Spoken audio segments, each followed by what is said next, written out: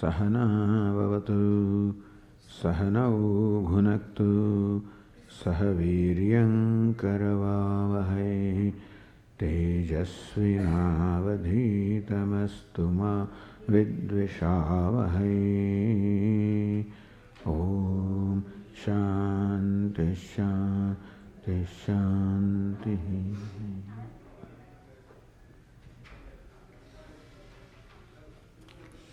From the verse 21.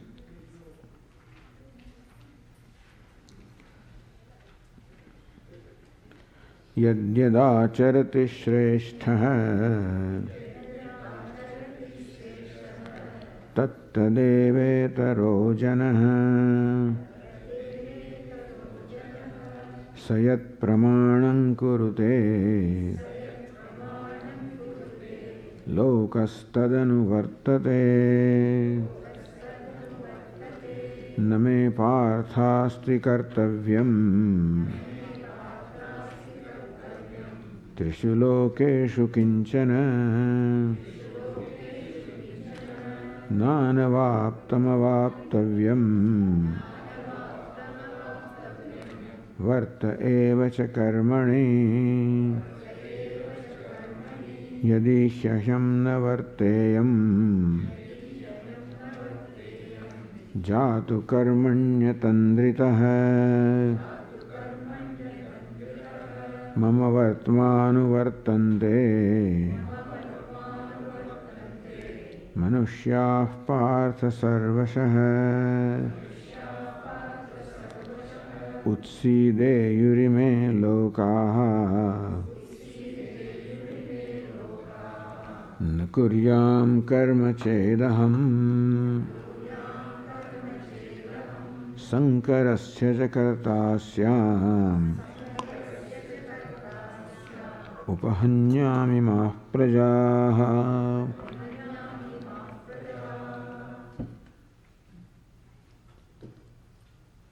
So as we said in these verses, Lord Krishna gives to Arjuna an additional reason why he should perform his duty, because he is a Shrestha Purusha, meaning he is an important person, a person who is looked up to by others, he is in a leadership position.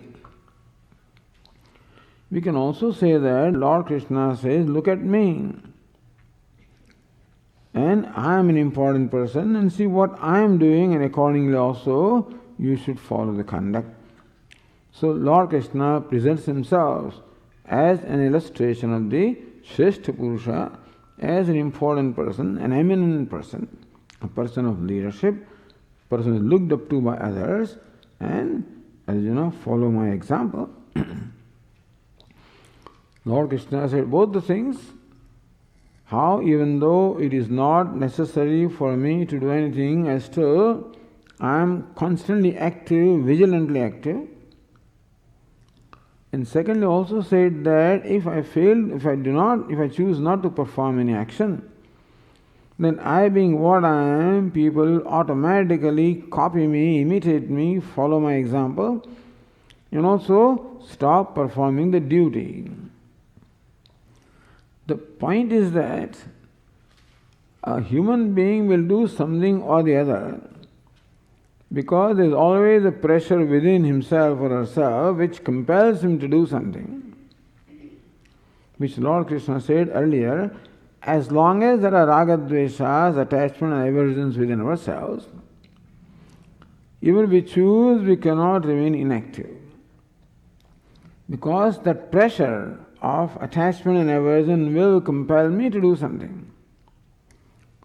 Now, if I do not do what is right, then in all likelihood I will do something that is wrong. Because the ragadveshas or the impulses will compel me to violate the values. So dharma is that which requires me to follow the values and requires me to keep under check these impulses of ragadveshas. And if I give up the kartavya or dharma, then ragadveshas will prevail. Meaning that people will not stop doing things because they have no freedom not to do things. what they will do, they will stop doing the right thing. Because doing the right thing always involves some pain. You have to keep under control your impulses. Doing right thing requires me to give up some attachment. Doing right thing requires me to let go of the benefit of doing wrong thing.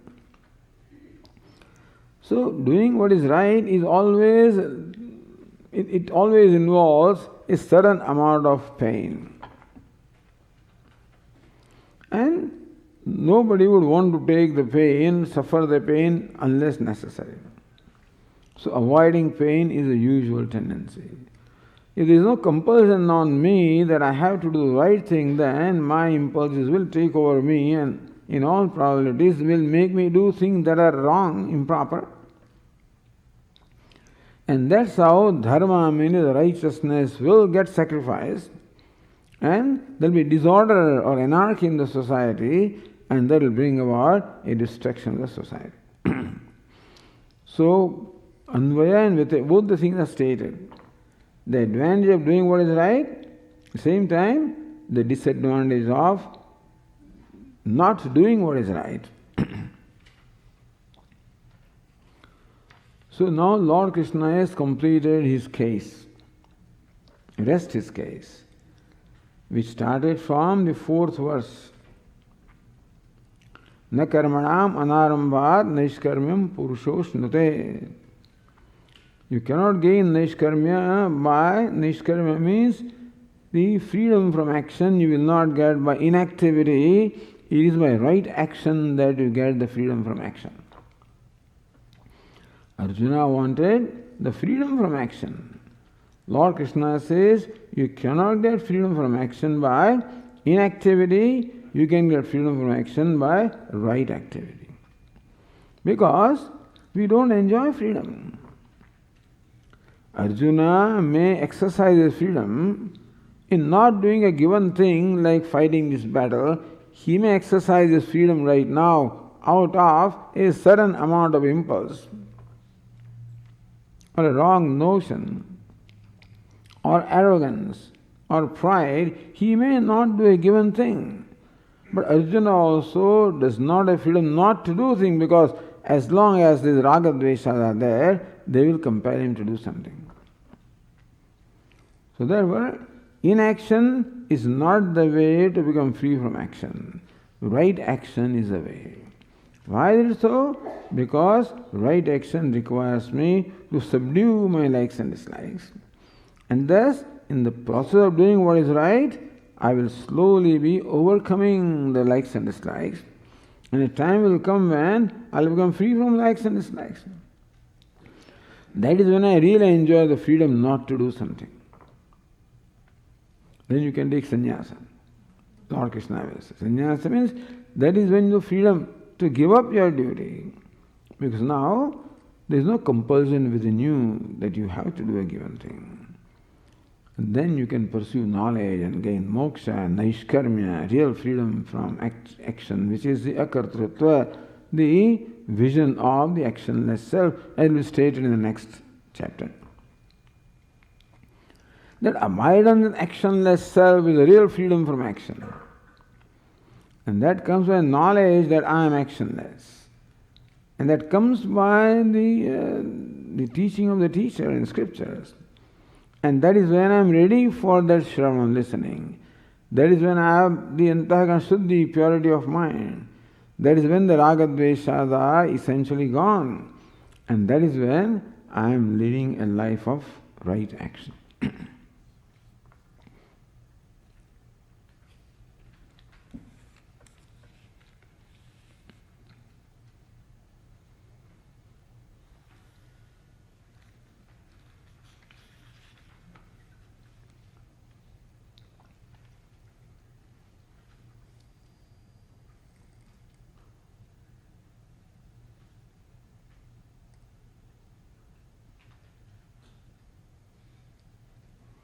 Says Shankaracharya,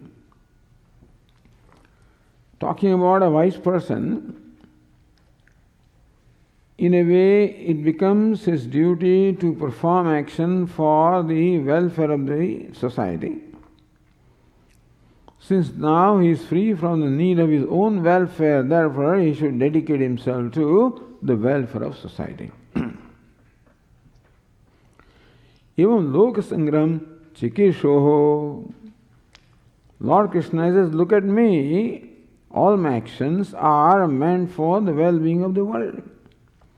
So similarly, I or someone who is wise like me, for them also it becomes a duty to do what is right and in the well-being of the society.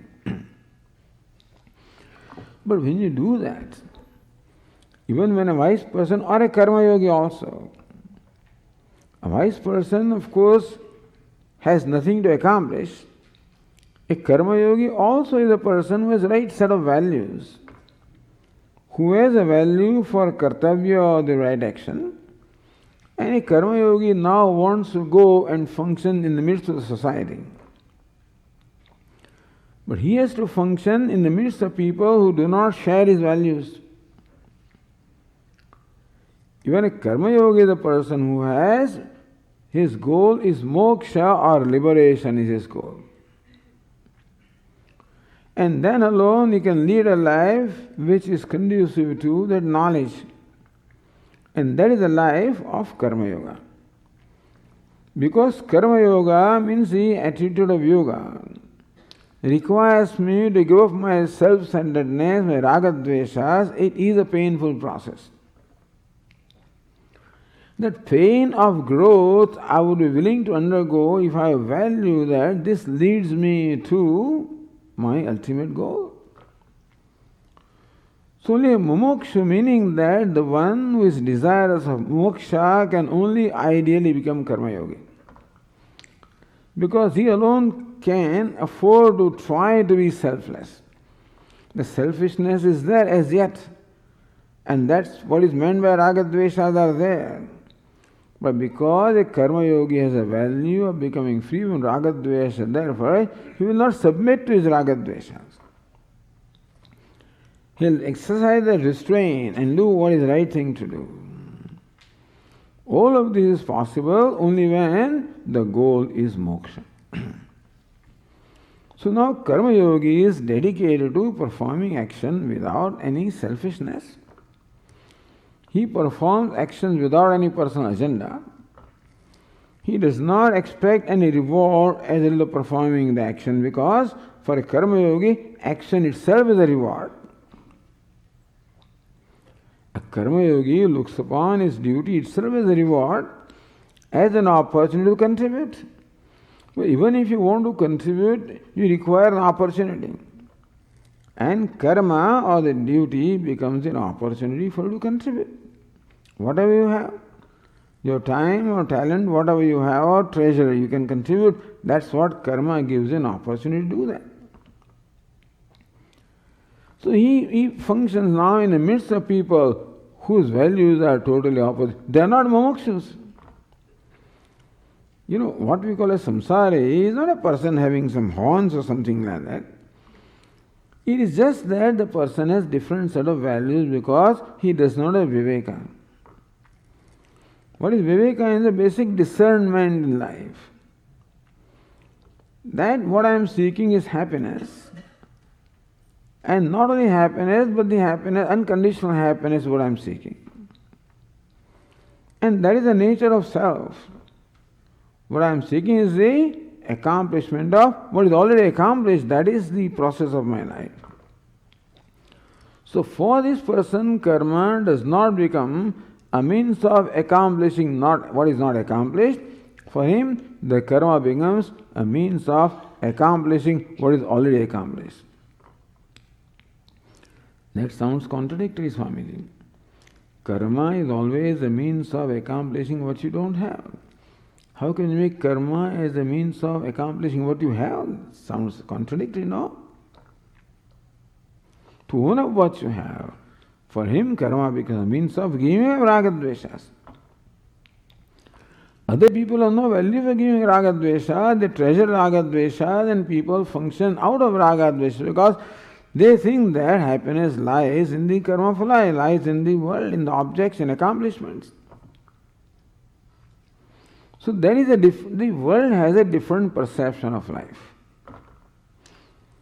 What is happiness lies in the accomplishments of the world, in the wealth and power and fame and sense pleasure and sense gratification. So that is where happiness is, and that is what they want to maximize. So they perform action for as a means of gratification.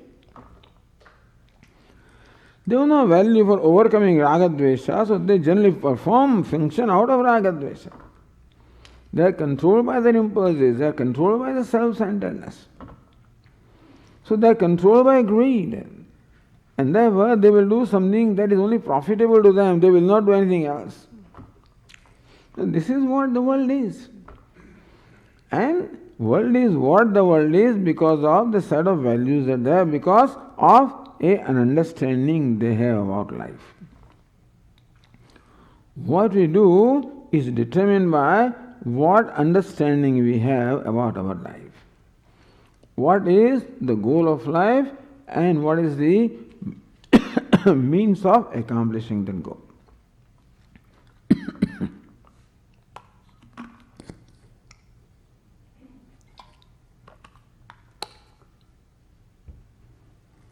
So this is what is every human being is a conviction. It is my conviction that in fact controls what I do. If my conviction is that happiness is out there, that more I accomplish, happier I will be, if that is my conviction, then that is what will determine what I do. Then I will be devoted to accomplishing, acquiring more and more and more, because I think that more I acquire, happier I will be. More I acquire, more secure I will be. More I acquire, more happy I will be. If that is my conviction, naturally I am going to acquire more and more. And therefore the karma phala becomes very important to me. I perform an action because the action will give me a reward. I will only perform those actions which bring reward. And in performing the action, reward becomes more important than the action. So outcome becomes more important than effort. This is how the world is. It's nobody's fault. That is how the understanding about life is. The whole world follows that understanding. And all our political leaders also want to fulfill that. They want to give us more and more. That's called prosperity. Prosperity means you have more, you become a greater consumer. So more you consume, happier you are. This is the understanding of life. If you stop consuming, then the economy will come down. So they encourage you to consume. So when Christmas comes and all the sales go on, different seasons come, different sales, attractions are there, a lot of temptations are there, a lot of sales are opportunities. So you can get more and consume more. So then the circulation continues. So this is the basis on which the world functions. More you consume, happier you are, and more the consumption is, more the production is, more employment is, more prosperity is.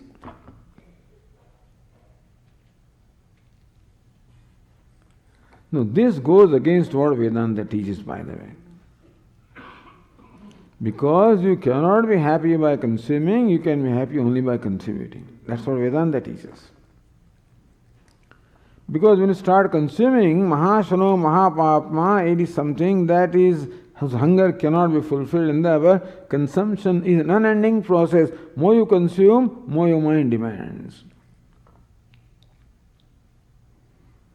So this whole model of consumption is a model for creating misery for human being. But economics doesn't believe that. That's the model that we have, the market economy, the competition. And the success is measured by how you overtake other people. In the United States, in schools, colleges, they give you the grade according to, they draw a chart. In India, you get first class when you score 60%. And distinction when you score 70%. Not here. If you are in the class If everybody scores 85%, then you get C grade if you score 75%. Because it is by comparison, it is by competition. That's the model. And nothing wrong in that. They think that that model motivates people to do more and more, and therefore what is done is invoking your greed. So the greed machine is invoked here. So prompted by greed, people work harder so they can achieve more and more, and that's how the country becomes prosperous. But greed means violence. So the whole thing becomes internal violence, internal conflicts. Because you are basically transgressing the basic order of life. If non-violence order of life, then this greed, etc. are violent thing, and therefore one cannot be happy by violating the basic order. I don't know why the world doesn't understand this.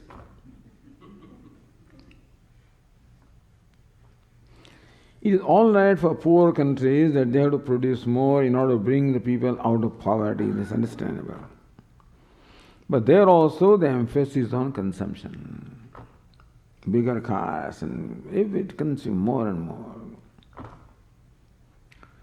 So what Lord Krishna is saying is that when a karma yogi Arjuna, when you now you have a new set of values that you are a mumukshu. Your value for not being consumer, a value for being contributor. Your value for bringing about your well-being by securing well-being of others. This is yoga.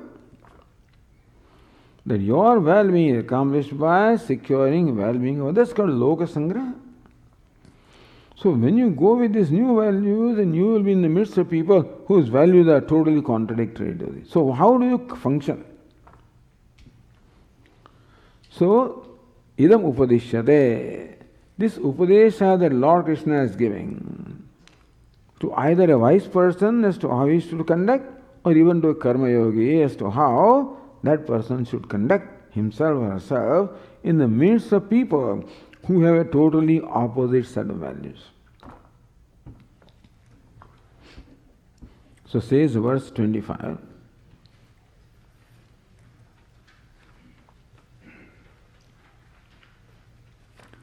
सक्ताः कर्मण्य विद्वांसः यथा कुर्वन्ति Bharat कुर्याद् विद्वांस्तथा सक्तः चिकीर्षुर्लोकसंग्रहम्.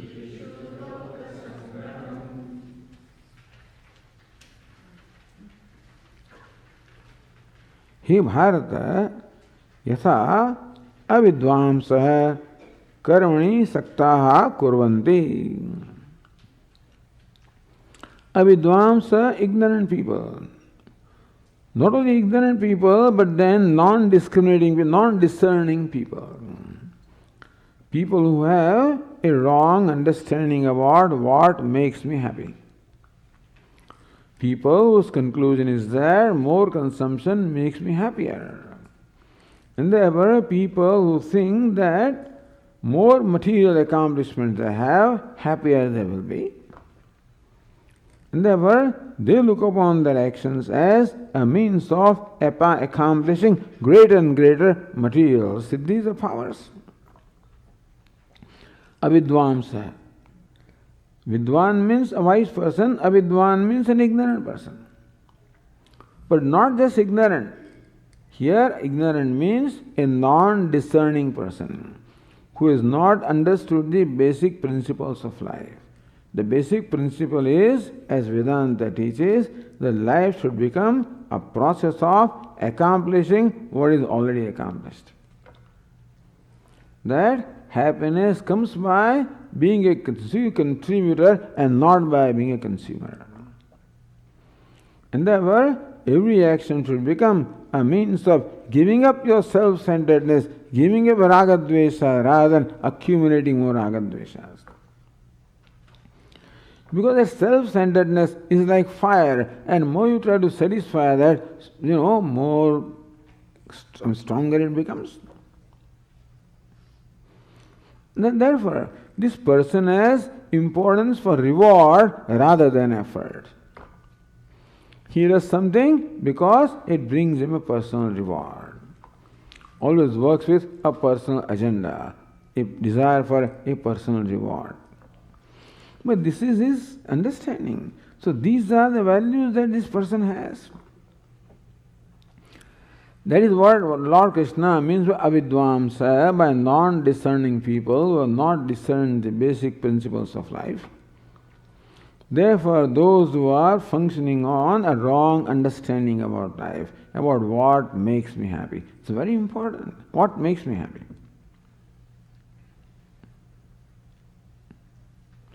Lord Krishna will expand on this subsequently also. Ye samsparshaya bhogaha dukkhayone evati. Here Arjuna, the pleasures that come by satiating the sense organs are only bringing what? They are cause of all dukkha, the pain. So this process of consumption brings about pain. Cause of pain. If that is not understood, then people will only try to maximize their consumption. So yatha kurvanti bharata, he bharata, he Arjuna, yatha, just as this non-discriminating people, you find that for them karma phala or reward coming from action is more important. Saktaha, attachment, they are attached to the reward or karma phala. Meaning that they see their success in the reward of the action. Karma yogi sees success in action, and a non-discriminating person sees success in reward. How do we see success in action, Swamiji? Karma yogi sees success in action. When he is able to perform that action in the spirit of contribution, he looks upon that as success, because that's what brings about self-satisfaction. On the other hand, the ignorant people see success only in the reward that an action brings.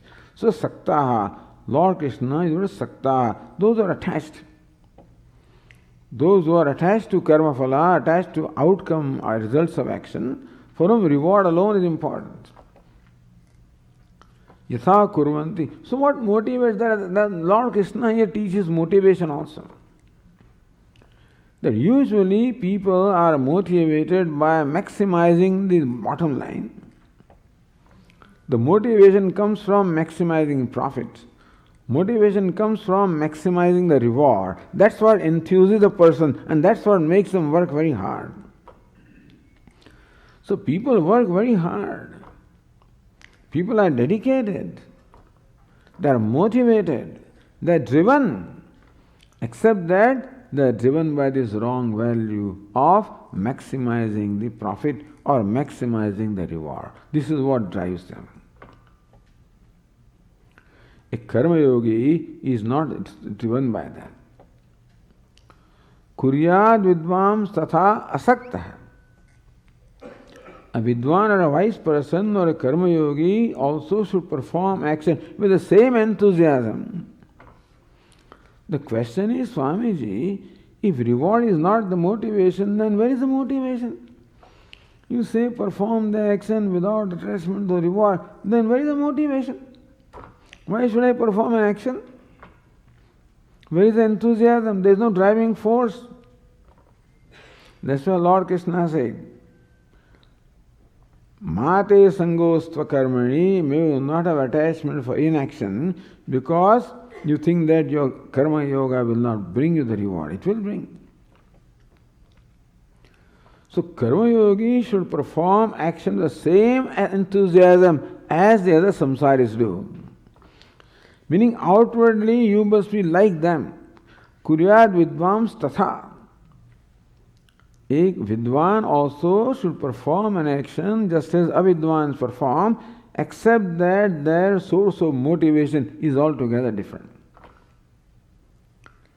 A non-discriminating person is motivated or driven by the reward that his action will bring. Asaktaha. A karma yogi or a vidwan should perform action not for attachment of the reward, for the value of karma. Meaning that for him, the karma is a reward. Karma is a source of happiness, not karma phala. And we said, how does karma become the source of happiness? When that karma is performed as an act of contribution. Karma is performed as selflessly as possible, without any personal agenda.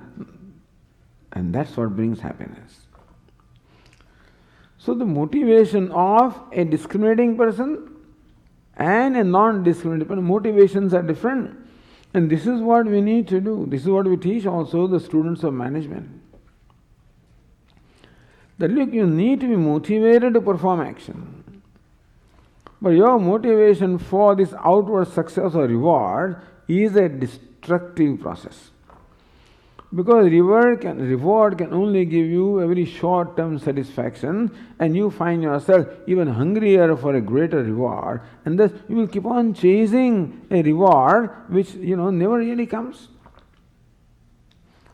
On the other hand, if your motivation is for making a contribution, then you get the reward right away. So this is a practical thing. Not only for the spiritual people, for anybody who wants to be happy. For anybody who wants to be happy, it's a change of attitude alone that can make us happy, nothing else. From a consumer, a contributor. That is, but outwardly you don't show that. Don't say that I don't care for reward. Don't declare that. A Mahatma used to say that suppose this industrialist says, don't worry, I'm not concerned about the outcome. That is his person. Suppose he declares, then people say, oh, he's not concerned about outcome. Don't bother about outcome at all. Then they won't do anything. Because their motivation comes from outcome. So keep your values to yourself. That's also important. Don't make them public. You keep your values, and outwardly you function like they are functioning, with the same motivation, with the same enthusiasm. A karma yogi otherwise, is like, because there is no motivation, Swamiji, I have lost. If that is what you do, then people will not have value for, your values. Swamiji, after listening to Vedanta, now you have lost all interest in life. If that is what happens, then what will people learn from you? So if wrongly understood karma yoga, Swami perform action without the desire for result, I have lost all motivation. That means a wrong understanding. The right understanding will give you motivation for a different reason. But without motivation, nobody can function. Without enthusiasm, nobody can function. His enthusiasm comes from an opportunity of being a contributor. Kuryad vidvams tatha saktah. Avidvan, a aviveki, a non-discriminating person, only person performs action for the attachment to the reward, while a karma yogi should perform action with the same enthusiasm, without attachment to the reward, with the spirit of contribution, making an offering. So what is his motivation? Chikirshu loka sangraham. So Arjuna, you look upon your duty as a means or an opportunity to loka sangraham, for the welfare of the people. Look upon that as your duty, that you are meant to help other people. But keep that in your own mind. That I am a selfless person, don't say that. So you act as other people are doing with your own set of values. But why should I not tell people what are values I am following? So Lord Krishna says in the next verse, Na buddhi bhedam janayet ajnanam karma sanginam joshayet sarva karmani vidvan yuktas samacharan. Lord Krishna says, Arjuna, don't start preaching people. Na buddhi bhedam janayet, you do not unsettle them from their conviction. Their conviction is very simple, that I am performing this action so that I will have this reward. When I get the reward, then I will enjoy that object. And when I enjoy that, I will be happy. This is their conviction. So people are functioning based on conviction. That happiness is out there in the sense objects, or happiness is there in the ego gratification. And that is what motivates them to do. You don't try and preach now, you go and preach them. Hey, there is no happiness in sense objects, don't you understand? Have you seen an object called happiness? Can you go and buy happiness? No. Is there an object of which happiness is an adjective? Does any object possess happiness? Yes, this one possesses. If this possesses happiness, then it should give happiness to everybody. Does it do that? What gives you happiness to you may give unhappiness to somebody else. Can you say that happiness is the quality or attribute or adjective of an object? No. So how do you say there is happiness in objects? You think there is happiness in power? You think power gives happiness all the time? And not until you have it. Once you have it, it gives you all the stresses. Don't you realize that? You think wealth gives you... So you start preaching people. Then they will listen to you. And they will think that what this person says is right. That means the value they have for the power and wealth will go away. Then what? They will be left with nothing. Because moksha is not a value for them. And if worldly happiness also no remains a value, then there is no motivating factor. For you, the moksha is the motivating factor which motivates to do as a work, act as a contributor. Their motivation comes solely in consuming. If you now prove to them that consumption doesn't give you happiness, it gives you unhappiness, and you elaborately explain to them, so it is right. That means they will give up their actions for consumption. Then there is no yet value for moksha, and therefore the ubhaya brashtaha. They see no value in karma, no value in karma. Therefore they will give up karma. So na buddhi vedam janayet ajnanam karma sanginam. Ignorant people who are attached to actions and attached to rewards of their action, which is what brings motivation to them. Lord Krishna says motivation to perform action is much better than not performing action. Even if they perform self-centered action, let them do that. Because if they stop, when they discover that self-centeredness makes them unhappy rather than happy, and they give up their self-centered action, then they have nothing to do. Because there is no value for selflessness, that has not yet arisen. If there is inactivity, the world will come to an end. Lord Krishna says what keeps the world going is activity.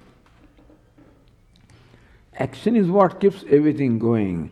And thus, if by your preaching them, they stop performing activity, that will bring everything down. So let them perform action, even with the wrong understanding. Action is better than inaction. Karma jyayo hya karmana. Earlier it was said that karma or action is at any rate better than inaction. Sharira yatra vijate na prasiddhet. If you don't perform action, then you won't even be able to survive. So Lord does not want inaction. A selfish action is better than inaction. A non-selfish action is certainly superior, better than selfish action, but even a self-centered action is better than no action. No action Lord Krishna does not want, because that will bring the whole society to a standstill. There is no action in the universe, will come to a standstill, and let action go on. Therefore, na buddhi bhedam janayet. Says, do not preach them. Don't tell them the world is mithya. What are you talking? Where is Swarga? Who has seen and Swarga also is all mithya. That happiness also is only temporary, is also ephemeral, and you have to come back again. Your punya is expanded there. When the punya is exhausted, don't tell them all this. He's working, he wants to go to Swarga. Let him work hard. So he's working, he's contributing something by working. See, when you do something, a lot of other people also get employment, If you stop doing, many people depending upon you also will not get, and therefore keep doing. Na buddhivedam janayet. Therefore, do not unsettle the conviction of the person. Understand that the person is as good as the conviction. Lord Krishna will say later on, Yo yashraddha sevasah. Whatever is the conviction of a person, that the person is. And thus, if you unsettle the conviction, unsettle Shraddha. What gods you are talking about? Have you seen any god? That's the Gautam Buddha came and said to the people. At that time, people were performing all kinds of rituals. And all kinds of devatas were being worshipped. And he goes, has that devata done anything to you? You're still miserable. What is the devata doing? Stop. So they all stopped. So you stop worshipping devata, stop doing things, and what do?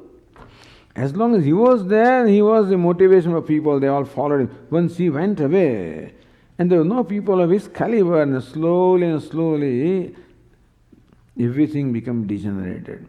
And then people came back. Even if Buddha doesn't believe in God, and doesn't believe in worship, but they made Buddha God. They started worshipping him. They were building temples for him, which he did not stand for. Same thing about Jains also. They also dismissed God. So they made Tirthankaras gods. They more elaborate rituals they perform than even what we perform here. Because human being needs that. He needs to worship somebody. He needs grace. He needs to look up to somebody. And if that is what you dismiss, then where is it going? As long as those personalities were there, like Gautam Buddha or Mahavira, etc., so long people could look up to them. When they are not there, then all ordinary people came, where will they will go back again to their old things of worshipping God. So this is not the way to do things. To unsettle people. If you think that what they are doing is not right, teach them how to do things right. Don't stop them from doing. You follow what I am saying? If you think that rituals are not giving you what you need, don't stop rituals and devatas because they have nothing left with them. Tell them how to perform ritual or what to do. If they are doing something wrong, teach them how to do it right. Don't stop them from doing it. So Lord Krishna says that in 7th chapter he will say that when I find that people are worshipping all kinds of devatas, I encourage their Shraddha. Satya Shraddha Yukta. So I give them the result. When they worship the devatas, they get the reward. They think, this devata is giving me reward. Lord Krishna, I give the reward really. But then as that devata, I give the reward. So that Shraddha is maintained and becomes, that Shraddha is also becomes solid, stronger. So in life of human being, Shraddha is most important. And if you want to help the person, slowly help him by gently changing the Shraddha, not dismissing the thing. You can't dismiss what a person is doing because he's left with nothing. So Lord Krishna says, Na buddhivedam janayet ajnanam karma sanginam. People who look upon reward as the purpose of life, don't tell them reward doesn't bring you anything. You encourage them in their activities. Joshet sarva karmani vidwan yuktas samacharan. You yourself become diligent in performing action. So you are performing action as a contributor for welfare of society. They have no value for that. They don't see any value for helping other people. They only see value in helping themselves. Let them do that. You act for helping others. but with the same motivation, same enthusiasm, then someday they will follow you. Oh, this fellow is good. So what do you do? Where do you get your motivation? Then you tell them, I get my motivation from this. Oh, then we want to be like you. Then that is how we can slowly guide and turn them around. But if you go against the flow, that the flow is coming and you want to stop it, you will be swept away. So you also go along the flow and then slowly change the flow. This is what Lord Krishna is teaching the leadership to Karma Yogi also. That when you go amongst the people, be like them outwardly. Your motivation is different, your values are different, their motivation is different, but you should not present yourself as someone who is different from them, who has come here to preach them. No, you be one among them, like them, and acquire their confidence, acquire their respect, and acquire a position that they want to follow you, and then you slowly change them. So first you change them by your action, then you change them by your teaching. Don't start teaching which goes against what their convictions are. So then the question arose. So, Joshe Sarva Karmani, you create in them the love for karma. You perform your karma, selfless karma with love, so they will know what is meant by performing karma with love, create love for karma. And thus, then they will have the right motivation and enthusiasm. The next question is, but why do we have attachment, Swamiji? Why do people have attachment for the rewards? Why do people see happiness in the world? Why do they see happiness in objects and achievements, which is wrong? But why do people have these wrong beliefs? What creates in me this arrogance? What creates in me ragadveshas? What creates in me attachment? Why is it there? So next verse, Lord Krishna gives a very fundamental teaching of Vedanta. Why we are what we are. That also we should understand. Then we will know what we should be. So, verse 27, Lord Krishna says, Prakrute kriyamanani gunaih karmani sarvashah ahankara vimudhatma kartahamiti manyate. The source of all the problem is the sense of kartrutvam, the sense of doership. That I am the performer of the action, that I am talker, I am walker, I am the doer. This is a basic problem because the I is not the doer. So Lord Krishna explains who does all the actions. There are two entities here, Purusha and Prakriti, the matter and consciousness. The Purusha, the self, is consciousness. And that self has been given, this upadhi has been given, this equipment of the body, sense, mind, intellect, this is given for the consciousness or Atma to perform functions in the universe. So therefore, this body-mind sense complex is comparable to a tool that like a carpenter has. A carpenter has a tool to perform his activities. An actor has a costume to perform his roles. Similarly also, Atma or the consciousness is given a costume of the body, mind, senses so that he can function in this universe. Atma cannot function as he is, therefore he requires this costume which is the product of matter. Thus I am a union of these two entities, consciousness and matter. The self is consciousness and this body-mind sense complex is non-self, that is costume, which is unconscious, which is what we call the Prakriti or the matter. Just as this fan is a combination of two entities, one is this motor and the body of the fan, other is electricity. Electricity cannot perform the function of the blowing of air, or heating, or cooling, or illumination. Electricity cannot perform this function by itself. So electricity needs an appliance. It needs an appliance called a bulb, then only electricity can illumine.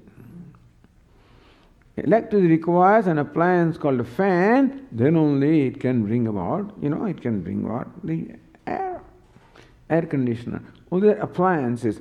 These two are required for any function to take place. Neither fan is alone enough without electricity to do what it needs to do, nor electricity itself is enough to carry out the function. You require both of them. So Purusha and Prakriti, the self and non-self, consciousness and this personality, person and personality, both are required to carry out the functions. So then the division is very clear. What's the division? This Prakriti, this matter of which this body, mind, sense complex is made, performs all the actions. What does consciousness do? Consciousness enlivens this Prakriti. Because Prakriti is unconscious by nature and therefore cannot do anything by itself, like a fan is unconscious by nature or unmoving by nature, it is energized by electricity. So also the matter is enlivened by consciousness, and then alone matter can function. So this all the motion is carried out by the fan, not by electricity. Similarly, all actions are performed by this complex of body, mind, sense complex, and they are not performed by consciousness. In the presence of consciousness, they are performed, just as in presence of electricity, the fan rotates. So that's said in the first line. Prakrute kriyamanani gunaihi karmani sarvashah. Prakrute gunaihi karmani sarvashah kriyamanani. By the gunaihi, by the modifications, prakriti, by the modifications of matter, which is called karya karana sanghata. This body, mind, sense complex in Sanskrit is called karya karana sanghata. This body is called karya. It's an enclosure which encloses karana. The gross body encloses subtle body which performs all activities.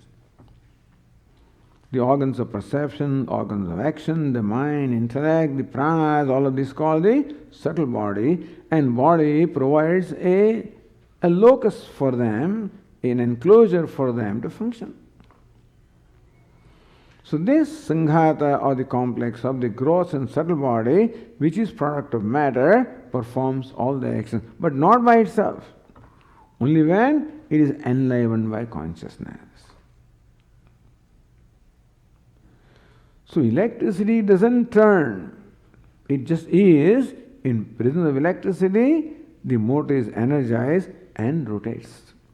So also in presence of the self or consciousness, this body, mind, sense complex is enlivened and performs all actions. This is the division here. But this is where the problem arises.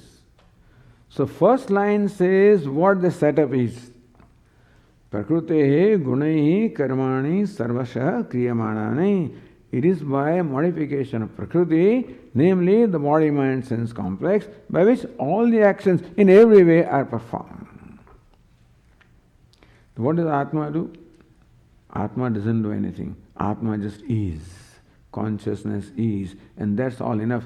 Just as it is enough for electricity to be, for the motor to be energized, so also it is enough for the self to be, for this Prakriti to be enlivened.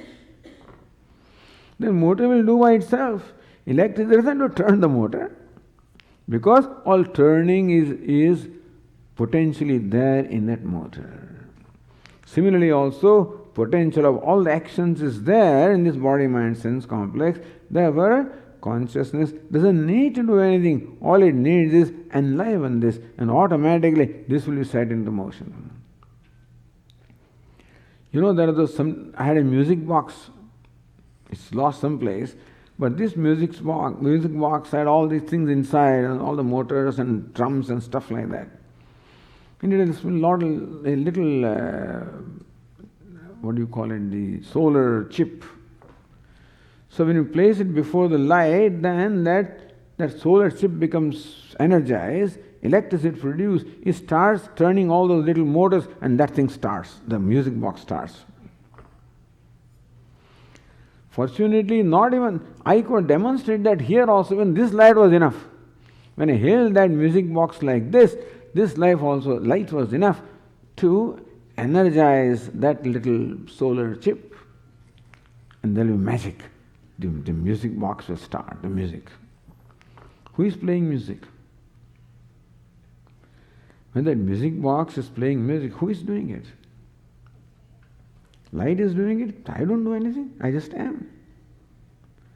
Music box is doing it. I can't do it by myself. But anyway, the thing is that what the light does is simply is. In presence of light, all the music takes place in the music box. In presence, there's another example. Similarly, in presence of consciousness, all actions take place. That's the first line. Second line says, Ahankara vimudhatma kartahamiti manyate. Unfortunately, there is something called ignorance. And that ignorance brings about identification. So consciousness is Atma, is actionless. But then, because of ignorance, identifies with this body-mind-sense complex. So when there are two entities, as though becomes one.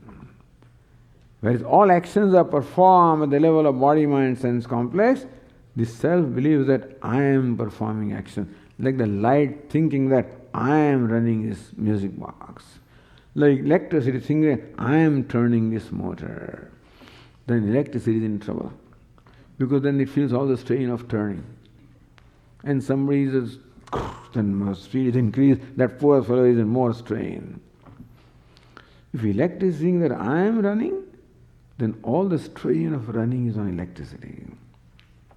If Atma thinks I am performing action, all the burden of action comes to Atma.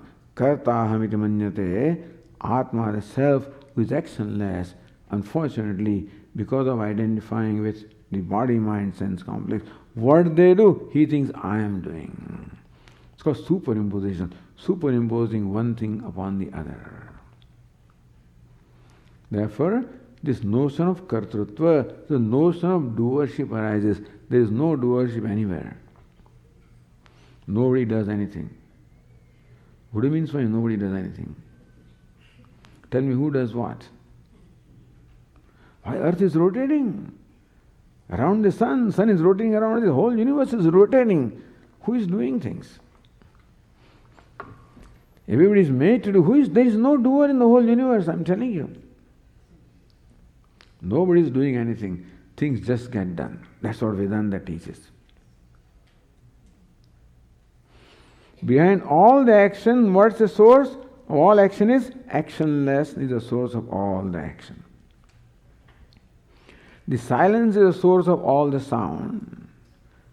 And motionlessness is the source of all the motions. Similarly, actionlessness is the source of all the action. It is mind-boggling. It is something that just one cannot imagine. But that's what Vedanta teaches. All the source is consciousness. Itself is what? Actionless. Is the source of all the actions. Meaning that if you really analyze where the action is coming from, it will lead you where? To actionlessness. But the one who is actionless believes I am performing action. Therefore, all the burden of performing action, he has created it. This kartrutvam, doership is a created thing. It's not there. There is no kartrutva, there is no karta in the universe. Body says, I don't do anything because I am inert. Consciousness, I don't do anything because I am motionless. Is that a magic?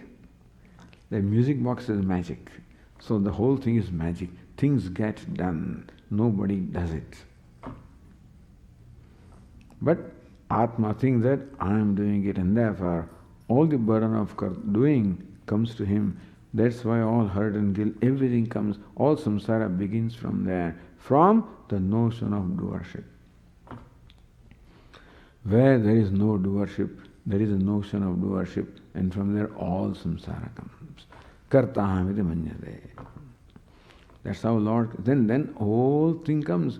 When I am the doer, then I have to get the reward. Then I have the attachment to reward. All raga, dvesh, every whole samsara comes. From where? Kartrutva. But there is no such thing as kartrutva. Is simply created by ignorance. A notion created by ignorance. And that notion is enough to create all further notions and all further suffering. So Lord Krishna teaches here the source of samsara and why people have attachment. We will continue that in the next time. Om Purnamadah Purnamidam Purnat Purnamudachyate Purnasya Purnamadaya Purnameva Vashishyate. Om Shanti Shanti Shanti.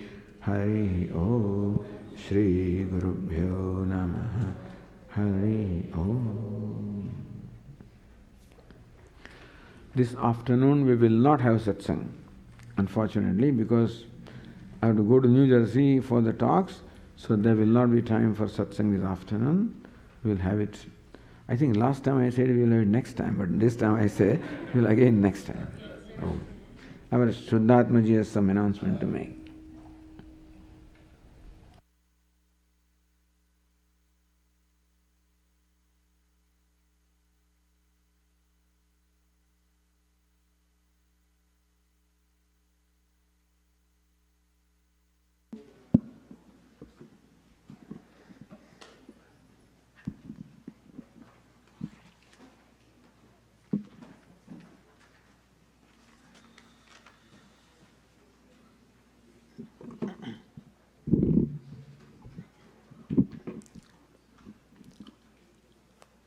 Pranam Swamiji, good afternoon everybody. So please note down our upcoming events in your calendar. The Swami Parapradnyanandaji will be conducting